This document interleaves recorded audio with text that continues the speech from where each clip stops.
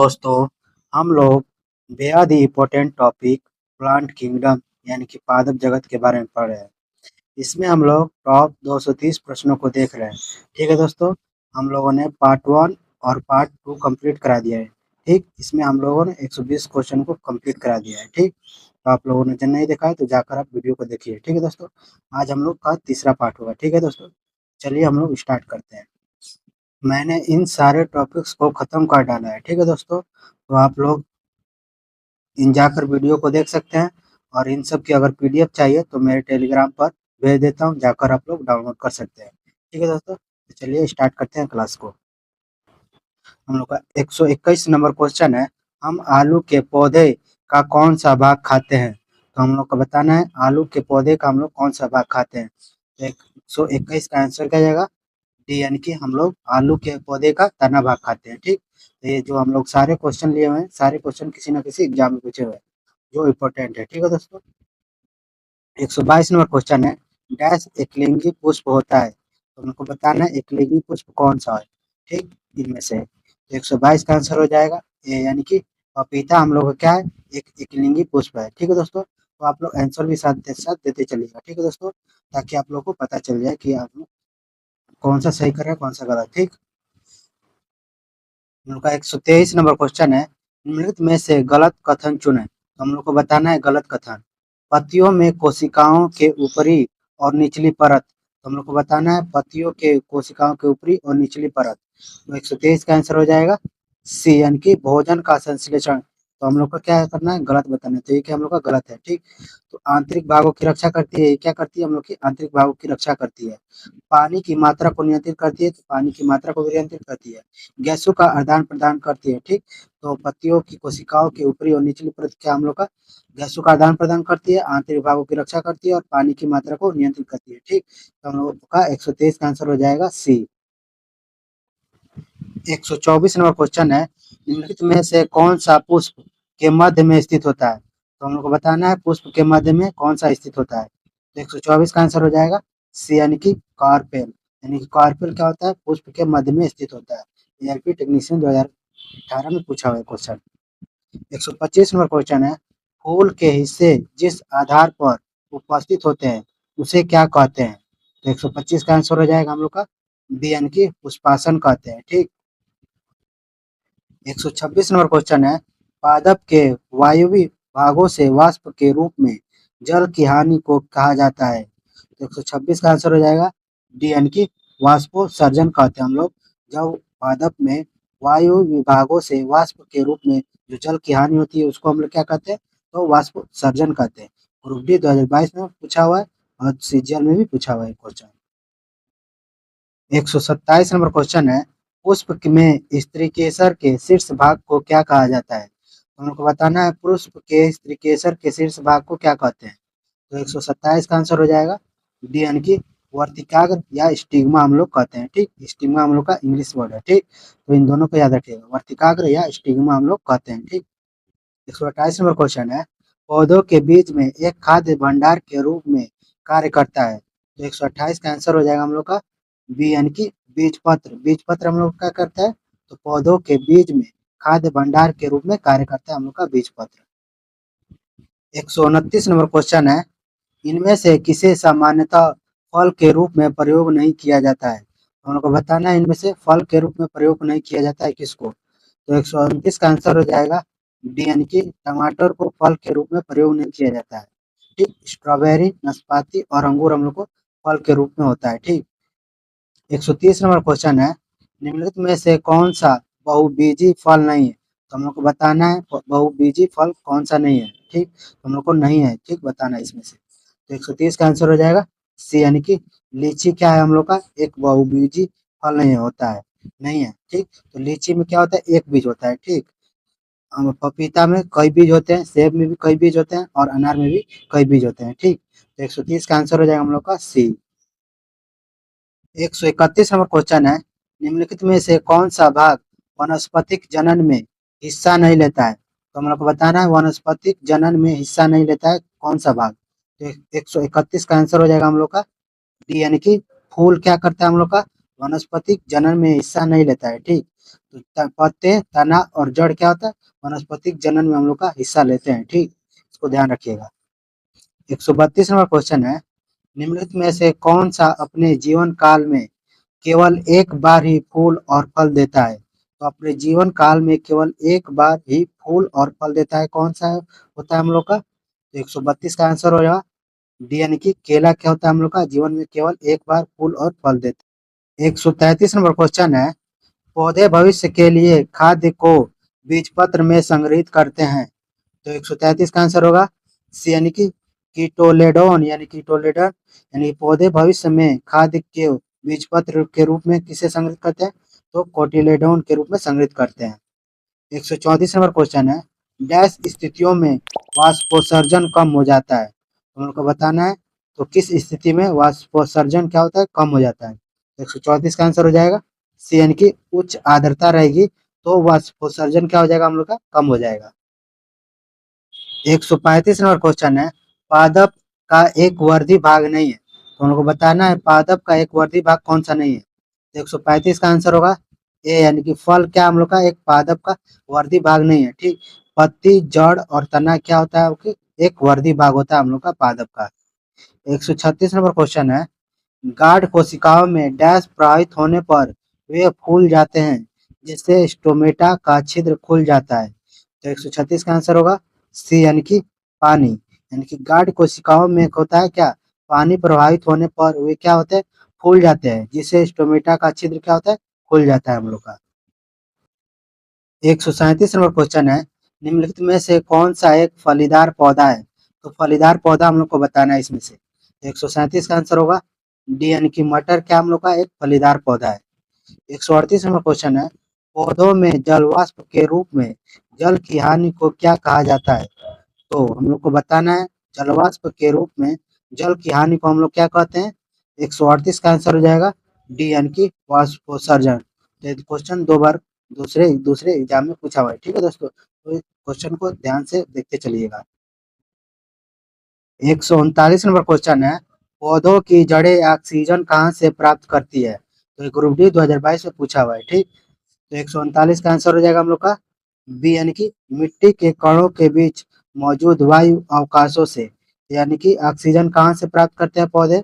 तो मिट्टी के कणों के बीच मौजूद वायु अवकाशों से प्राप्त करते हैं ऑक्सीजन। 140 नंबर क्वेश्चन है, पौधों में डैश अवशोषण और ऊपरी गतिविधि में जड़ों से पत्तियों तक पानी और खनिज के संचरण में मदद करता है। 140 का आंसर क्या हो जाएगा हम लोग का? हो जाएगा हम लोग का डी, यानी कि वाष्पोत्सर्जन, यानी पौधे में वाष्पोत्सर्जन यानी कि अवशोषण और ऊपरी गतिविधि में जड़ों से पत्तियों तक पानी और खनिजों का क्या करते हैं, खनिजों का संचरण में मदद करते हैं। ठीक, इसको ध्यान रखिएगा।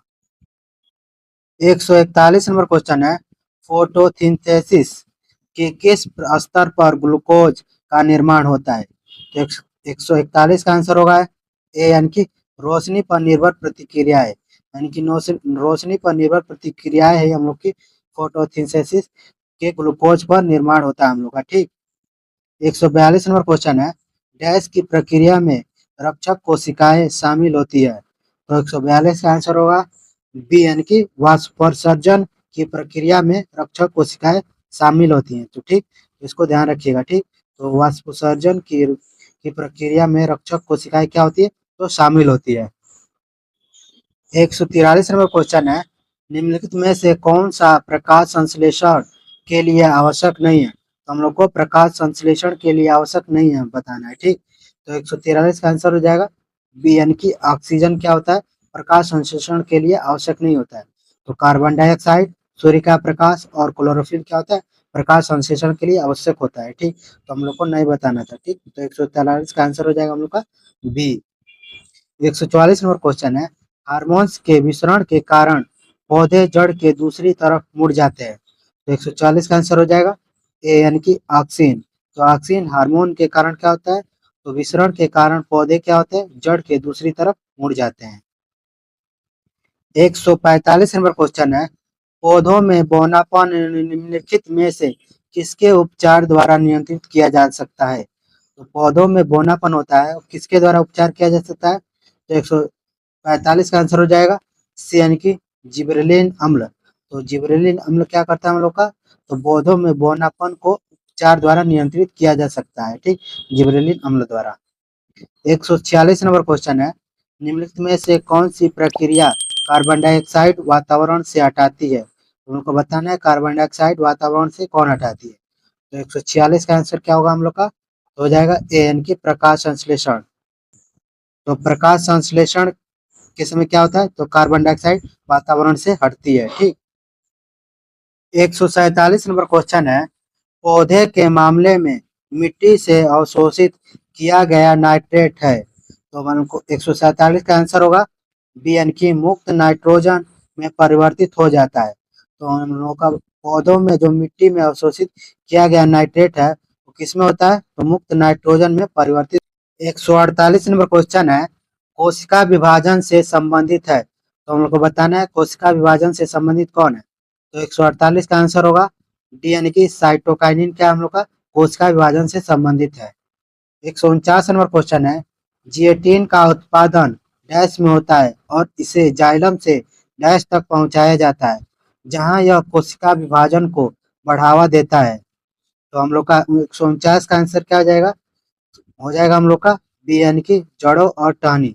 तो जड़ों और टहनी क्या करती है हम लोग की, जेटिन का उत्पादन डैश में होता है, तो कहाँ पर होता है हम लोग का, जड़ों और टहनी में उत्पादन होता है जेटिन का, और इसे जाइलम से क्या पहुंचाया जाता है, तो टहनी का तो पहुंचाया जाता है, और जहाँ कोशिका विभाजन को बढ़ावा देती है, ठीक, तो इसको ध्यान रखिएगा, सीपीओ में पूछा है क्वेश्चन, ठीक। 150 नंबर क्वेश्चन है, निम्न में से कौन सा पादप हार्मोन रोकता है, तो पादप हार्मोन कौन सा रोकता है हम लोग को बताना है। तो 150 का आंसर होगा सी यानी कि एब्सेसिक अम्ल। तो एब्सेसिक अम्ल क्या होता है हम लोग का, पादप हार्मोन क्या है, वृद्धि को रोकता है हम लोग को, ठीक, तो वृद्धि को कौन रोकता है, तो एब्सेसिक अम्ल रोकता है। 151 नंबर क्वेश्चन है, पौधों में स्रावित होने वाला वह हार्मोन जिसके कारण उसका तना सूरज की रोशनी की ओर झुकता है कहलाता है। तो 151 का आंसर होगा डी यानी कि ऑक्सीन। तो ऑक्सीन के कारण क्या होता है, ऑक्सीन हार्मोन के कारण क्या होता है, सूरज की रोशनी की ओर झुक जाते हैं। 152 नंबर क्वेश्चन है, पादप हार्मोन नहीं है, तो हम लोग को बताना है इनमें से पादप हार्मोन नहीं है। तो 152 का आंसर होगा ए यानी कि एड्रेनलिन, क्या हम लोग का पादप हार्मोन नहीं है, ठीक। ऑक्सीन, एब्सिसिक अम्ल और जिबरेलिन हम लोग का पादप हार्मोन में आते हैं, ठीक। 153 नंबर क्वेश्चन है, फोटोट्रोपिज्म क्या का क्या अर्थ है, तो फोटोट्रिज्म का हम लोग को बताना है क्या अर्थ होता है। तो 153 का आंसर होगा हम लोग का ए यानी कि पौधों की प्रकाश की दिशा में बढ़ना। तो फोटोट्रिज्म हम लोग का क्या है, तो पौधों की प्रकाश की दिशा में बढ़ना है। 154 नंबर क्वेश्चन है, जब पौधे के भाग की वृद्धि या गति प्रकाश की अनुपस्थिति में होती है तो इस प्रक्रिया को कहा जाता है। तो 154 का आंसर होगा सी यानी कि ऋणात्मक प्रकाशानुवर्तन। तो वृद्धि क्या होती है, प्रकाश की अनुपस्थिति में होती है, इसको हम लोग क्या कहते हैं, तो ऋणात्मक प्रकाशानुवर्तन कहते हैं। 155 नंबर क्वेश्चन है, पौधे प्रजनन की किस विधि द्वारा उत्पन्न होते हैं जिसमें आनुवंशिकी रूप से सभी गुण पौधे में होते हैं। 155 का आंसर होगा ए यानी कि वर्धी जनन। वर्धी जनन पौधे प्रजनन की किस विधि द्वारा उत्पन्न होते हैं, इसमें वर्धी जनन द्वारा, जिसमें क्या होता है, आनुवंशिकी रूप से सभी गुण पौधे में होते हैं। 156 नंबर क्वेश्चन है, तने के जरिए डैश फैलता है, तो तने के जरिए हम लोग को बताना है कौन सा फैलता है। तो 156 का आंसर होगा बी यानी कि गुलाब, क्या हम लोग का तने के जरिए फैलता है। 157 नंबर क्वेश्चन है, एक प्रकार के अलैंगिक प्रजनन को पहचाने जिसमें जड़, तने और पत्तियों जैसे पौधे के कुछ हिस्सों के माध्यम से प्रजनन शामिल है। तो 157 का आंसर हो जाएगा बी यानी कि वनस्पतिक प्रजनन। 158 नंबर क्वेश्चन है, निम्नलिखित में से किस पौधे की शिराओं पर कलिकाएं प्रवर्धित करता है। तो 158 का हो जाएगा आंसर बी यानी कि ब्रायोफाइलम। तो पौधों की शिराओं पर कलिकाएं प्रवर्धित कौन करता है, तो ब्रायोफाइलम का पौधा, ठीक, यानी कि ब्रायोफाइलम का संघ होता है, ठीक। हम लोग का ब्रायोफाइलम संघ क्या होता है, तो पौधों की शिराओं की कलिकाओं को क्या करता है, प्रवर्धित करता है। 159 नंबर क्वेश्चन है, एक पौधे में इनमें से क्या एक चीज बीज में परिवर्तित होता है। तो 159 का आंसर हो जाएगा डी यानी कि बीजांड। यानी कि एक बीज क्या होता है, बीजांड के रूप में परिवर्तित हो जाता है पौधों का। 160 नंबर क्वेश्चन है, पार्थेनोग्राफी को किसके रूप में परिभाषित किया गया है? तो बताना हम लोग को पार्थेनोग्राफी के बारे में, ठीक। तो 160 का आंसर हो जाएगा डी, यानी कि निषेचन के बिना फलों के विकास। तो निषेचन के बिना फलों के विकास के किसे परिभाषित करते हैं हम लोग? तो पार्थेनोग्राफी में हम लोग परिभाषित करते हैं। 161 नंबर क्वेश्चन है, क्रॉस परागण के लिए निम्नलिखित में से कौन सा परागण के कारक नहीं है? तो हम लोग को नहीं बताना है क्रॉस परागण के लिए, ठीक। तो 161 का आंसर हो जाएगा डी, यानी कि पौधे। पौधे क्या होता है, क्रॉस परागण के लिए नहीं होते हैं, ठीक। तो जानवर, जल और वायु क्या होते हैं, क्रॉस परागण के लिए होते हैं, ठीक। 162 नंबर क्वेश्चन है, पौधे का कौन सा हिस्सा रनर यानी घास में अलैंगिक रूप से प्रजनन करने के लिए विशेषकृत होता है? तो 162 का आंसर होगा सी, यानी कि तना होता है हम लोग का। 163 नंबर क्वेश्चन है, एक प्रसुप्त या डॉर्मेंट भ्रूण द्वारा सामान्य विकास के आरंभ अथवा पुनर्ग्रहण को कहा जाता है? तो 163 का आंसर होगा सी, यानी कि अंकुरण कहा जाता है, यानी कि अंकुरण।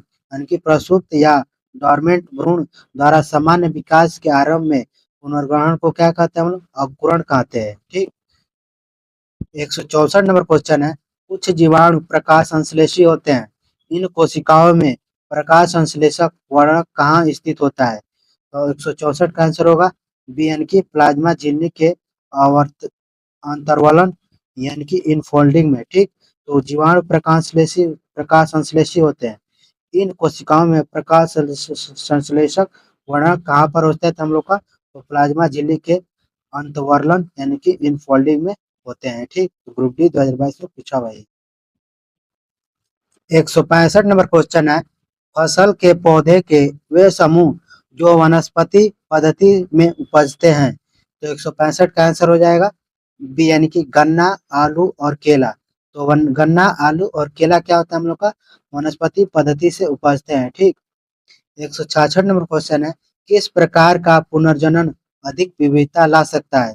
तो अधिक विविधता कौन सा ला सकता है? तो 166 का आंसर होगा सी, यानी कि लैंगिंग। लैंगिंग हम लोग का क्या होता है? पुनर्जनन अधिक विविधता ला सकता है। 167 नंबर क्वेश्चन है, परागण डैश के द्वारा उत्पन्न किए जाते हैं?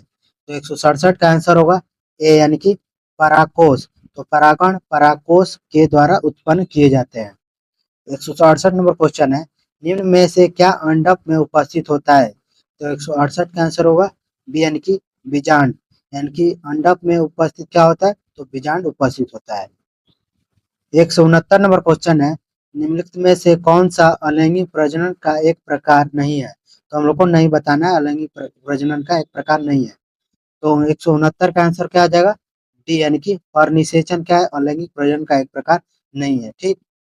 170 नंबर क्वेश्चन है, प्रकाश संश्लेषण की प्रक्रिया में मदद करने के लिए हरी पत्तियों का में कौन सा पदार्थ मौजूद होता है? तो 170 का आंसर होगा डी, यानी कि क्लोरोफिल। तो क्लोरोफिल क्या होता है? प्रकाश संश्लेषण की प्रक्रिया में मदद करने के लिए हरी पत्तियों में क्लोरोफिल क्या होता है? मौजूद होता है। 171 नंबर क्वेश्चन है, पौधों में शर्करा का सामान्य प्रवाही रूप है? तो 171 का आंसर हो जाएगा सी, यानी कि सुक्रोज। तो पौधों में शर्करा का सामान्य प्रवाही रूप क्या होता है? तो सुक्रोज होता है। 172 नंबर क्वेश्चन है, प्रकाश संश्लेषण के दौरान उत्पन्न होने वाला गैसीय अपशिष्ट उत्पाद होता है? तो 172 का आंसर होगा सी, यानी कि ऑक्सीजन। तो प्रकाश संश्लेषण के द्वारा जो गैसीय अपशिष्ट उत्पाद होता है वो क्या होता है? ऑक्सीजन होता है। 173 नंबर क्वेश्चन है, एक पत्ती की अनुप्रस्थ काट के निम्नलिखित चित्र का अध्ययन करें। आप बाएं की कौन सा विकल्प इसके सही अक्षरांकन को दर्शाता है? तो हम लोग का ये फिगर दिया हुआ है, तो हम लोग को ये क्रम से बताना है, ए वाला क्या है, बी वाला क्या है हम लोग का, ठीक। उसी प्रकार हम लोग को बताना है ई तक, ठीक। तो 173 का आंसर क्या आ जाएगा हम लोग का? हो जाएगा हम लोग का बी, यानी कि ए होता है हम लोग का ऊपरी अधिचर्म। तो ये वाला क्या भाग है हम लोग का? एक ऊपरी अधिचर्म है, ठीक। और बी वाला हम लोग क्या है? निचली बाह्य त्वचा। तो हम लोग को क्या दिया है? बी वाला हम लोग का निचली बाह्य त्वचा। यहाँ पर हम लोग का बी है हम लोग का निचली बाह्य त्वचा है। और सी वाला हम लोग का क्या है? रक्षक कोशिका है। तो ये हम लोग का क्या है? रक्षक कोशिकाएं हैं, ठीक। और डी क्या है? वायु अवकाश है। तो ये अब हम लोग का वायु अवकाश है। और ये वाला हम लोग क्या है, हरित लौहक है। तो ये वाला भाग क्या है हम लोग का, हरित लौहक है। ठीक, इसको फिगर में याद रखिएगा। ठीक, ग्रुप बी 2022 में पूछा हुआ है।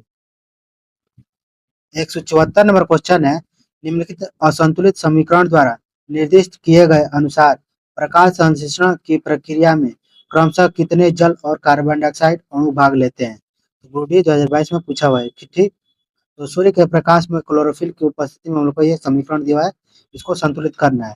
तो 174 का आंसर क्या हो जाएगा हम लोग का डी, यानी कि 6 और 6। हमको 6 और 6 हम लोग का अगर भर देंगे तो हम लोग का समीकरण संतुलित हो जाएगा। ठीक, तो हम लोग का 6 जल हो जाएगा और 6 हम लोग का कार्बन डाइऑक्साइड हम लोग संतुलित कर देंगे तो हम लोग का ये संतुलित हो जाएगा। ठीक, तो हम लोग का 6 यहाँ पर हो जाएगा और 6 यहाँ पर हम लोग का जल, तो 6 कार्बन डाइऑक्साइड हो जाएगा यहाँ पर 6 यहाँ पर डाल देंगे हम लोग, तो यहाँ पर समीकरण हम लोग का संतुलित हो जाएगा।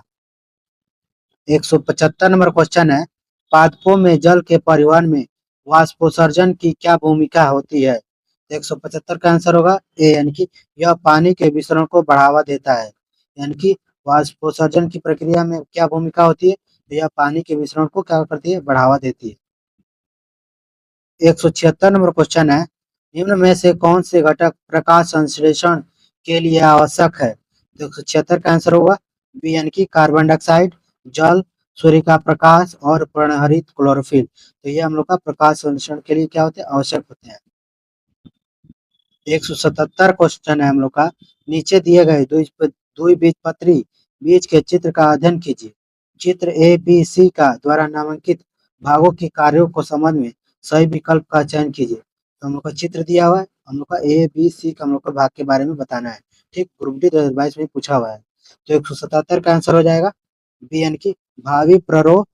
हम लोग का पहला क्या है, भावी प्ररोह। उसके बाद बी हम लोग का क्या हो जाएगा, भोजन का संग्रह करता है। बी हम लोग का भोजन का संग्रह करता है। और सी हम लोग का भावी मूल है। हम लोग का सी क्या है, हम लोग का भावी मूल है। ठीक, तो इसको ध्यान रखिएगा। 178 नंबर क्वेश्चन है, डैश के पौधे की पत्तियों में मिथेनोइक अम्ल होता है। तो हम लोग को बताना है कि किसकी पत्तियों में मिथेनोइक अम्ल होता है। तो हम लोग का 178 का आंसर हो जाएगा ए, यानी कि बिच्छू बूटी का पत्तियों में हम लोग क्या होता है, तो मिथेनोइक अम्ल पाया जाता है। 179 नंबर क्वेश्चन है, पादपों में अवशिष्ट उत्पादों के संग्रहण हेतु इनमें से किस स्थान यानी साइट का उपयोग किया जाता है। तो 189 का आंसर हो जाएगा बी, यानी कि पुराले जाइलम का प्रयोग किया जाता है अपशिष्ट उत्पादों के संग्रहण के लिए। 180 नंबर क्वेश्चन है, पौधों में प्रकाश संश्लेषण की प्रक्रिया के विभिन्न चरण नीचे दिए गए विकल्पों में से कौन सा इस प्रक्रिया के विभिन्न चरणों के सही क्रम को दर्शाता है। तो हम लोग का सही चरण बताना है। ठीक, प्रकाश संश्लेषण के लिए। ठीक, तो हम लोग का आंसर क्या हो जाएगा इसका, तो 180 का आंसर होगा सी, यानी कि पहला होता है हम लोग का सी, यानी कि क्लोरोफिल द्वारा प्रकाश ऊर्जा का अवशोषण होता है। फिर हम लोग का बी, यानी कि प्रकाश ऊर्जा का रासायनिक ऊर्जा में परिवर्तन होता है। उसके बाद ए, यानी कि जल के अणुओं का हाइड्रोजन और ऑक्सीजन में विभाजन होने लगता है। उसके बाद डी क्या होता है, कार्बन डाइऑक्साइड का कार्बोहाइड्रेट में अपचयित होना होता है। ठीक, तो ये क्रम याद रखिएगा। ठीक,